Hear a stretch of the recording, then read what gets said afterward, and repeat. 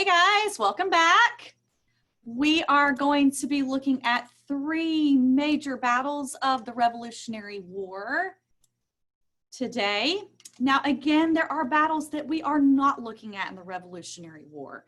If we went into every battle and every event that took place during this time, I would need several more years to teach you about the Revolutionary War. We're going to look at the major kind of turning points or battles that had kind of cool strategies that helped change the course of the war and helped the colonists win. All right, the three that we're looking at today are the battles of Trenton, Princeton, and Saratoga. If you have not watched the Reading Through History videos on Trenton and Princeton and Saratoga and the fun one from Sesame Street yet, please pause my video and my notes and go watch those from the Padlet because I'm going to be just doing notes based off of what you learned in those videos. So if you have watched those and are ready to take notes with me, then we are going to get started. Alrighty, when last we took notes, we learned about Thomas Jefferson writing the Declaration of Independence, and that was in 1776. This battle is going to take place not in July, but in December of 1776, and it's the Battle of Trenton.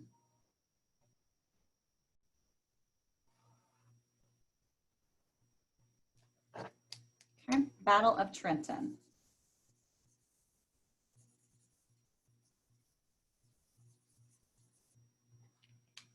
And I am going to draw the story of Trenton and the battle here. I'm going to have two sides. This is my river. This is going to be the Delaware River. The background on the Padlet this week is a famous painting of Washington crossing the Delaware. That's the name of that painting. However, it probably didn't look like this. It probably didn't look exactly like this. This picture here is probably a bit more accurate because they really didn't have like boats. They made rafts to get across the icy river, and it was at night. They were being sneaky. So this picture is probably a bit more accurate, but both of those are on our Padlet there. Let me pull this back up. So I've got the Delaware River, and I'm going to put a boat on it, even though I know that it probably looked a little different. And I'm going to put old Washington up in the front. I'm going to put this little tricorn hat on him. Alrighty. I'm going to label it Washington.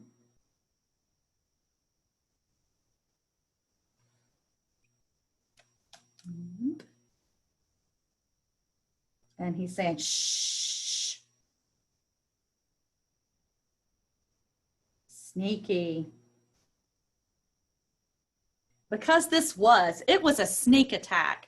Now, up until this point in time, you know, rules of war, gentlemanly rules of war, you were supposed to declare, you know, a battle was taking place. You met on a field, you faced off.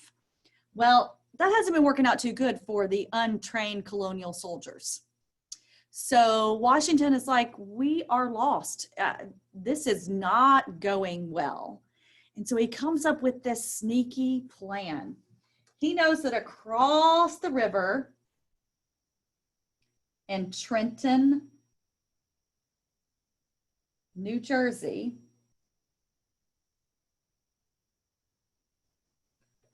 okay, across the river in Trenton, New Jersey, we have the Hessians, okay, and it's wintertime. Not a lot of fighting usually happens in the wintertime because it's cold, it's icy, and it's Christmas. So the Hessians are having, you know, Christmas time, probably doing a little eating, a little drinking. Yeah, Yeah, Christmas party, woohoo. I don't know how my Hessians say. Sorry.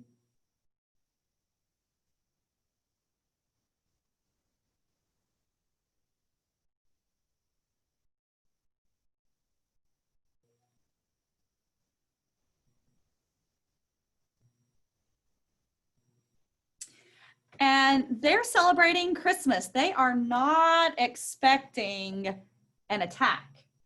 All right, so these are the Hessians.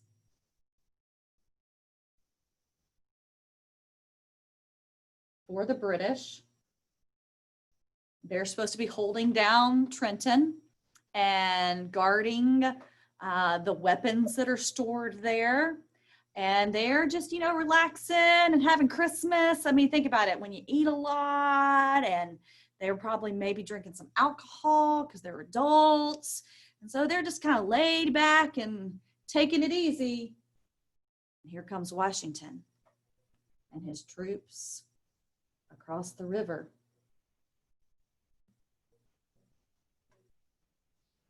So here they come, sneaking across the river. They were across the Delaware River.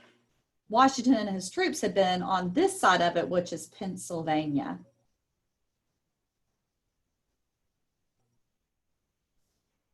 So they got some soldiers over here. Okay, and on Christmas, in the dead of night, they actually had to break the ice on the river. It was frozen. They had to break the ice. They had to be careful that their boats wouldn't get capsized. They would have frozen to death. So they snuck across the river and they surprised the Hessians. Didn't see them coming. They just surprise them and they capture Trenton, they capture the Hessians, and they get all of their supplies, all of their weapons, all of their food, all of their tents. They get it all. Yeah, so my note on Trenton is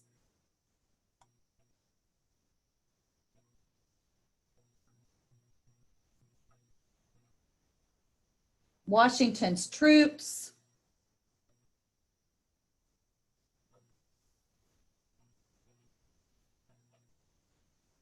surprise the Hessians on Christmas.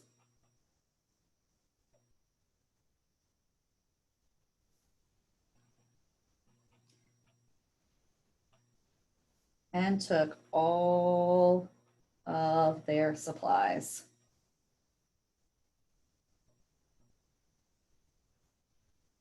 Wahaha.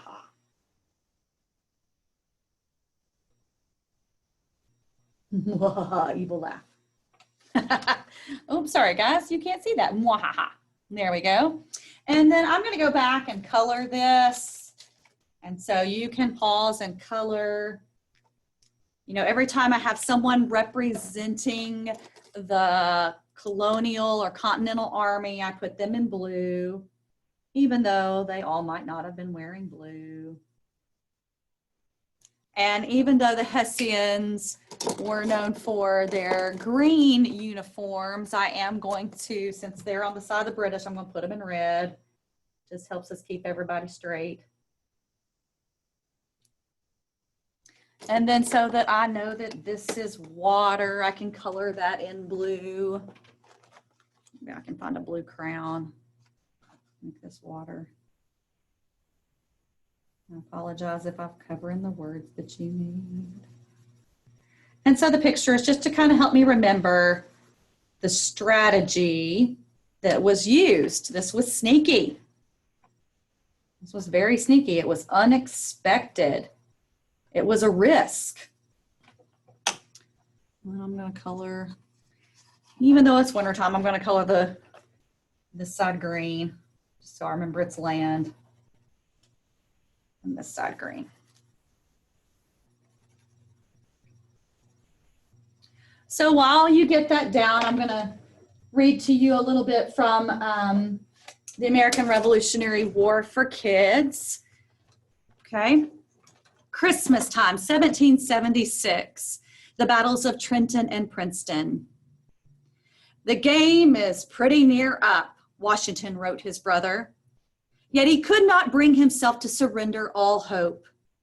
His army built a makeshift camp in the winter chill.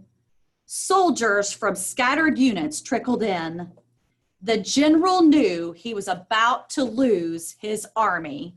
They had fought and lost, and they were ready to go home when their enlistments expired at the end of the year. End of the year is December 31st. At that point in time, the soldiers can leave. Bye.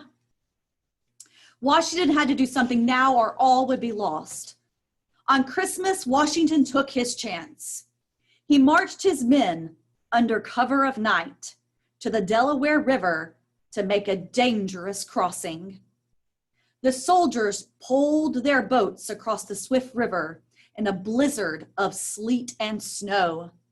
They fought against the bitter wind and strained their eyes looking for ice floes that could capsize their small boats.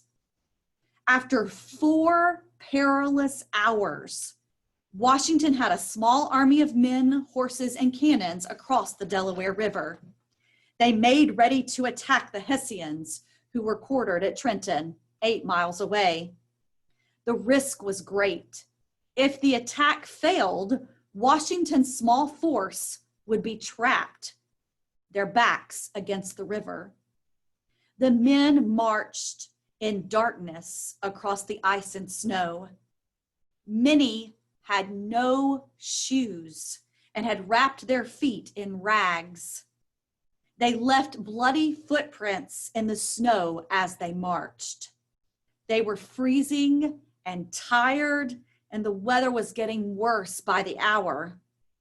Their general rode up and down the line to encourage them.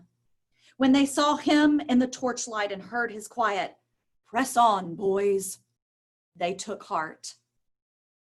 In Trenton, the Hessians weren't thinking much about fighting. The Americans were weak, and no one fought in the wintertime anyway. The Hessians' colonel carelessly posted very few guards around the camp, while he and his men all celebrated Christmas.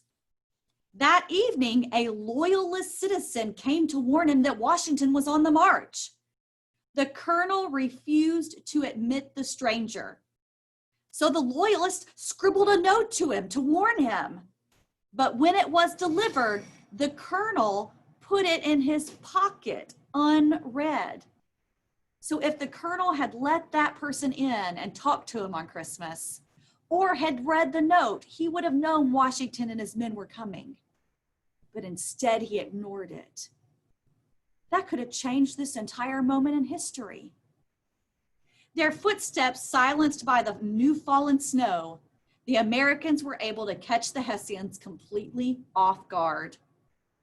The surprised Hessians spilled out of houses to turn their cannons against the Americans, but were quickly overrun. They threw down their guns and flag. In the surprise attack, the Americans captured 1,000 prisoners and their much needed supplies. Well, right after Trenton, Washington is trying to keep the momentum going because they need to keep winning. They need to keep having success. And so December, the next battle's in January of 1777. So a couple weeks.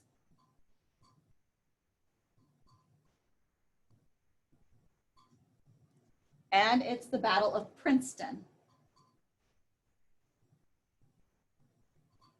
These are both towns in New Jersey.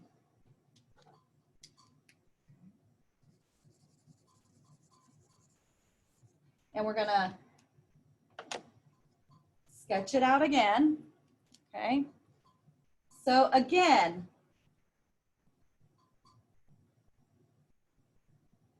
Washington tricked the British.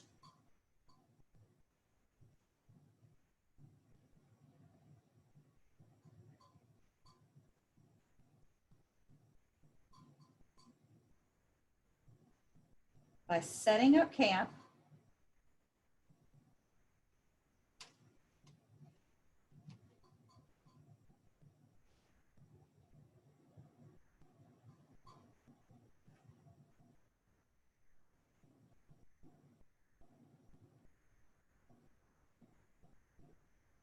And hiding in wait for the British to arrive.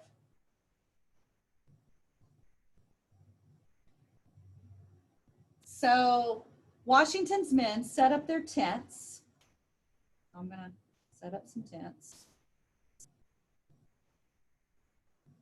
Little tent flap. Let's see now.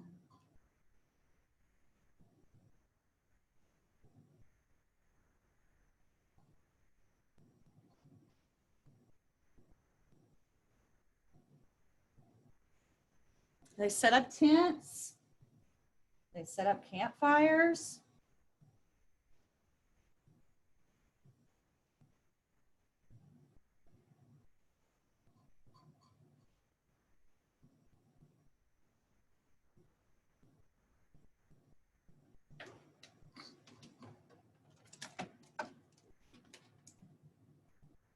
They made it look like they had set up camp for the night.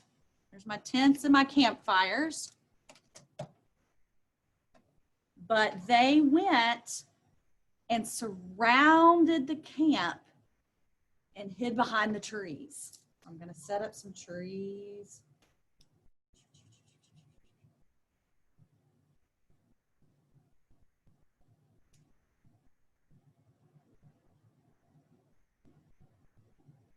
I'm going to put some of Washington's men behind the trees. Going to have their guns aimed at the camp.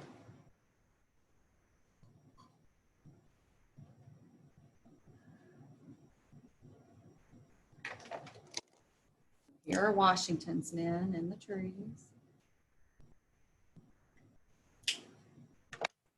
And so when the British come running in, here we go, we got a little British guy. And they think they're gonna surprise the colonial army in their tents. They think they're gonna catch them sleeping, right? But when they get there, question mark, little British soldier. Hey, what's going on? Another little British soldier coming in. Hey, where'd everybody go?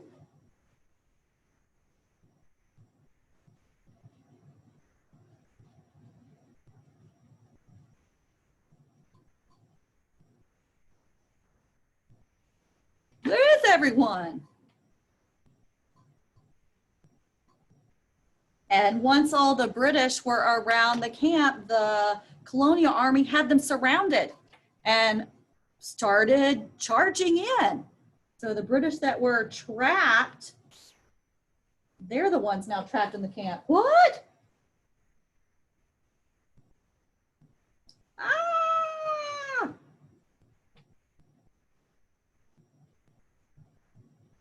And so we have another colonial victory at Princeton by using a different strategy.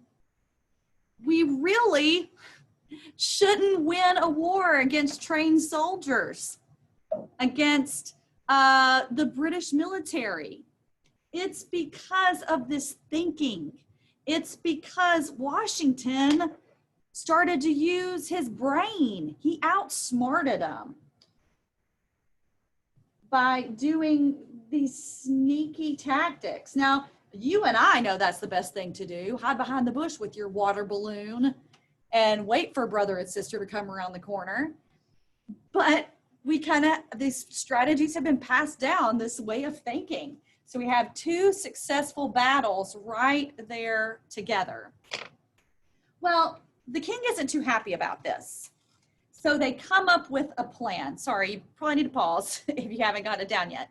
They come up with a plan. On the next page, we've got our third battle that we're going to talk about is taking place in October of 1777. And this is the Battle of Saratoga.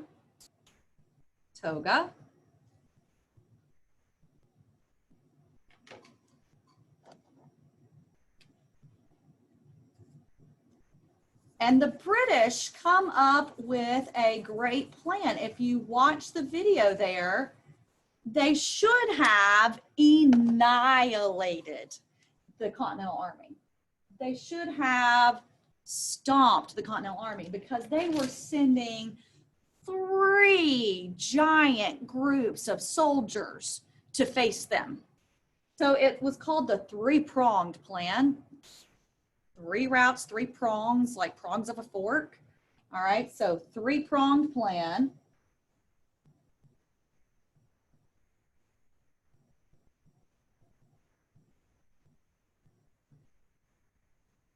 And the plan was for these 3 prongs, these 3 groups to meet in Albany. So let's meet in Albany. Good plan, guys.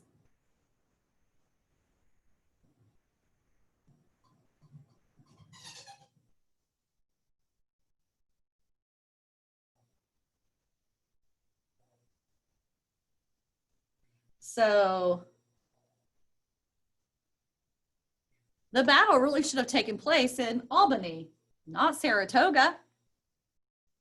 And it should have been the British that won because they had a good plan in place. We've got 3 generals, 3 huge ranges of soldiers. Our first general is General Howe.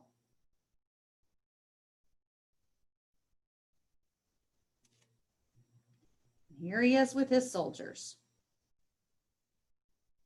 Draw a couple little soldiers. And those are the redcoats.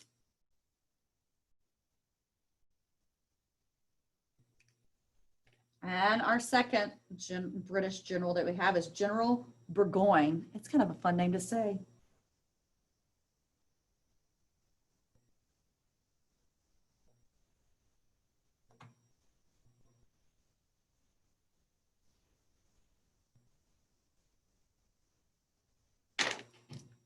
And those again are redcoats.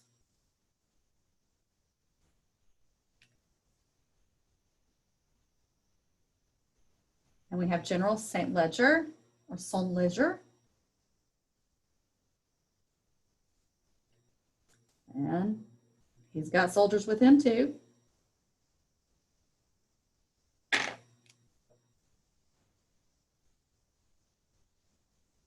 And all 3 of these groups were supposed to meet the colonial army. General Howe was like, I captured Philadelphia and there's beautiful places to stay, there's food, there's ladies to entertain us, so I'm just gonna chill here.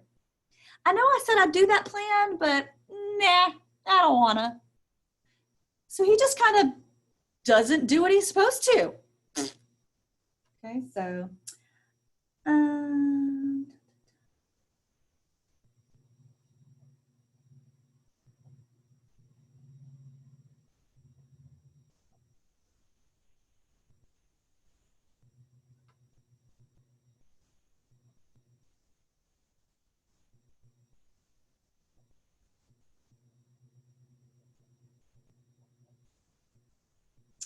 yep, capture Philadelphia, so I'm just gonna chill here. It's nice here. I like warm beds, warm food, entertainment. I don't want to go hiking through the wilderness and go fight. Nah. So General Howe messes up his part of the plan. St. Leger got turned back by Benedict Arnold. He's like, I'm scared of him. Bye, retreat. I'm going, I'm not going that way. He's scary. I'm going this way. So I'm scared.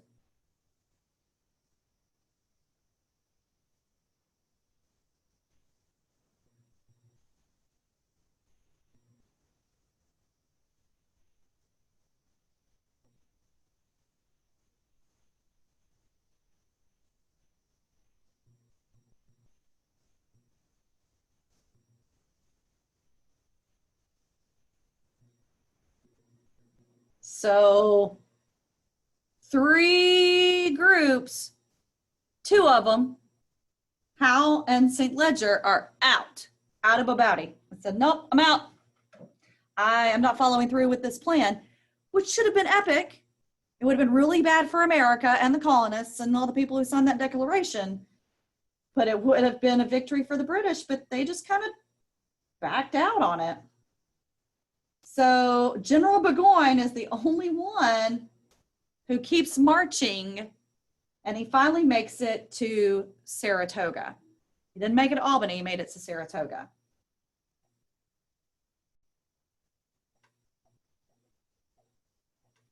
So at Saratoga, he meets up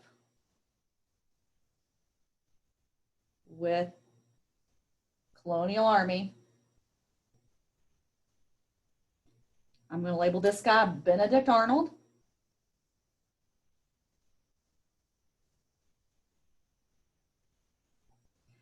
His famous words are, so we think from this point in history, are victory or death. He actually steals leadership from Horatio Gates, steals it from him, charges the troops in, even though Horatio Gates wasn't necessarily for that, and screams victory or death. I'm pretty sure he was actually heard of this battle as well.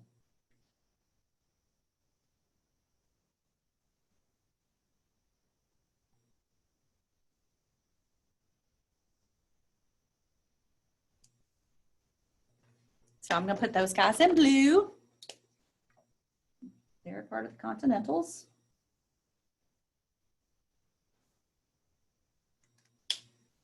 And here's our note on Saratoga. Burgoyne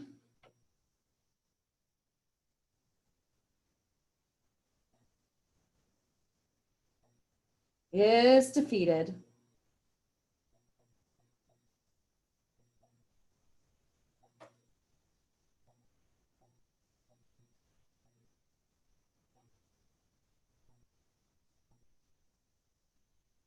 by Benedict Arnold at Saratoga. I'm going to put in parentheses, he stole command from Horatio Gates.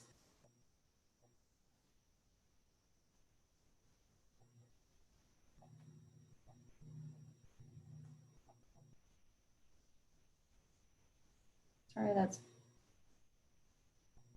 OR.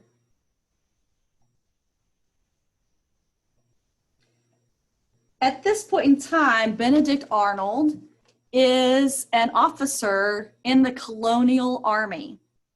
He is a friend to George Washington. But we can kind of see from his personality here, he did not like taking commands from others. He wanted to be in charge. He wanted to have rule of his own regiment of soldiers. Here he stole command from Horatio Gates. Horatio Gates was the general in charge of the Continentals right now. And Benedict Arnold ignores his orders and charges without permission. Later on, Benedict Arnold demands that George Washington and the Continentals give him his own regiment of soldiers. And they tell him no. That doesn't go over very well because Benedict Arnold believes that he deserves to lead and to have the glory. And it's a very interesting story if you want to dig deeper into Benedict Arnold. But what happens is Benedict Arnold becomes one of the most famous traitors in history. After he is told no by George Washington, he decides, fine, I'm going to start telling your secrets to the British. So he actually starts giving away locations and maps and secrets to the British about the Continental Army. And then he goes and actually becomes a British soldier. He changed his coat from the blue Continental Army to the red coats. He is what's known as a turncoat, a traitor. And now if you have a friend or anyone who turns on you or stabs you in the back, so to speak, a lot of folks still refer to them as a real Benedict Arnold. So his name became infamous for being a traitor. Okay. All right. So to the side here, when Burgoyne surrenders, it is the first time an entire army, an entire British army, surrenders to the Patriots. This is huge. This is embarrassing for the British Army. Not only have they been defeated at some battles, but we have an entire regiment of soldiers that have to surrender.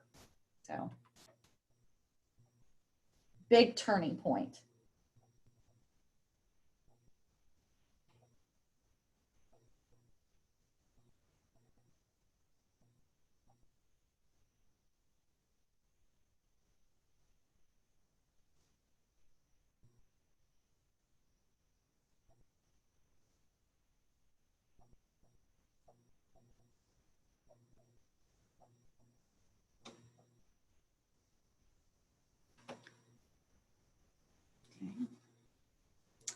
And because Benedict Arnold is mentioned in here, we're gonna do our little side note about him.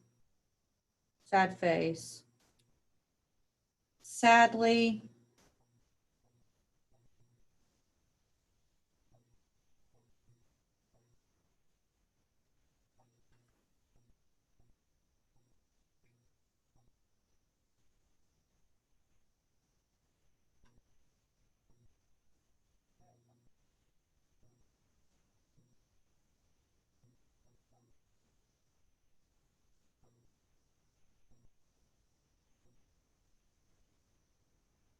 yes, sadly, Benedict Arnold later becomes a traitor and joins the British.